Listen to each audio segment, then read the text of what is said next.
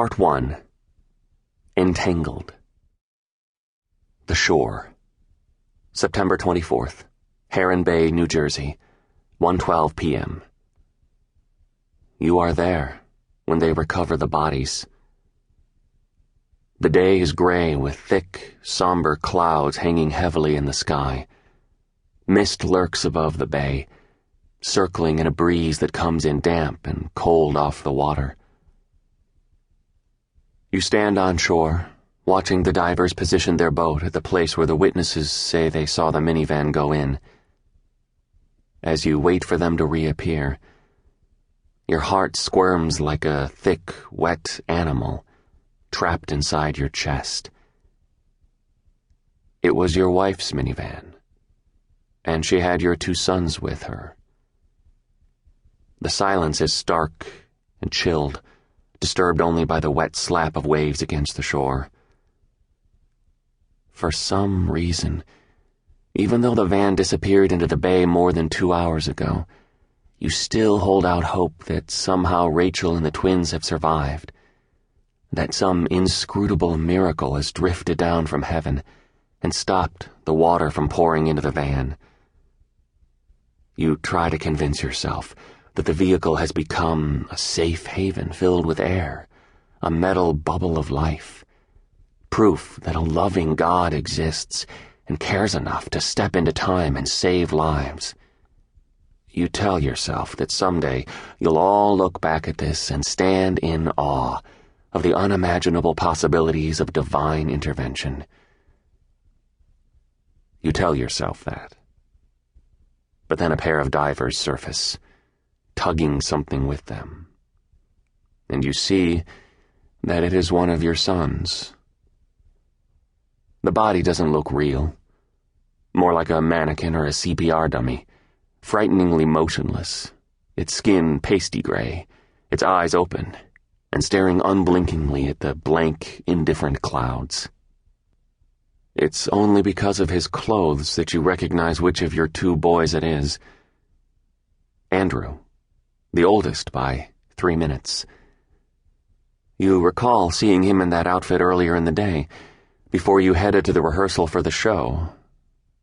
Yes, it's Andrew. 5 years old. And now he's dead.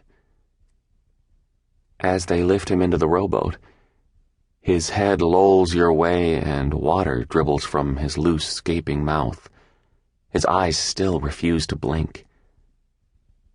For a moment you think it's some kind of mistake, a cruel joke the universe is playing on you. No, that's not really him, that thing in the boat. Andrew is alive. Of course he is. Any second now he's going to come running up the shore and yell, missing his R's like always. "Daddy, I'm okay. Don't worry, Daddy, I'm right here." You catch yourself gazing along the shoreline.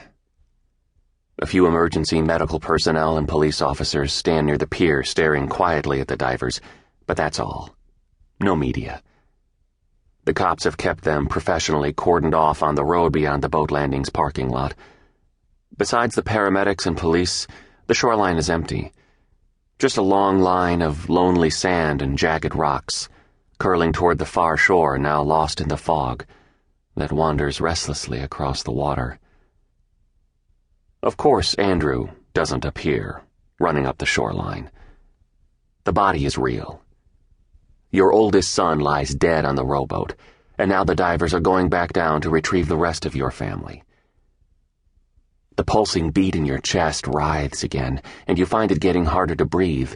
You want to leave, to turn away, to run and run and run forever, until your heart is finally in a safe, emotionally dead and distant place. And you get a phone call outside of time from the police explaining everything, in objective, detached detail. But you know you have to see for yourself what happened to Anthony and Rachel. You have to.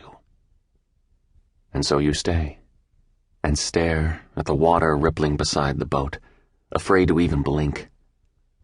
You wonder if this comes from what you do, the knowledge that so many things can be faked, That there are so many ways to make people's minds play tricks on them in that fraction of a second of misdirection. Either through the gentle deception of sleight of hand, or the almighty power of stage lights or camera angles. If you blink, you miss everything. The old line, the cliched standby, now you see it, now you don't. But nothing is faked here today. It isn't long before the divers bring up Anthony. It takes longer with Rachel. You hear some whispered words through a radio that one of the officers has, and realize that it was her hair. It got tangled in some branches as they were removing her from the van. Then he turns down the volume, and the rest of the words squibble away and drop out into an uneven static.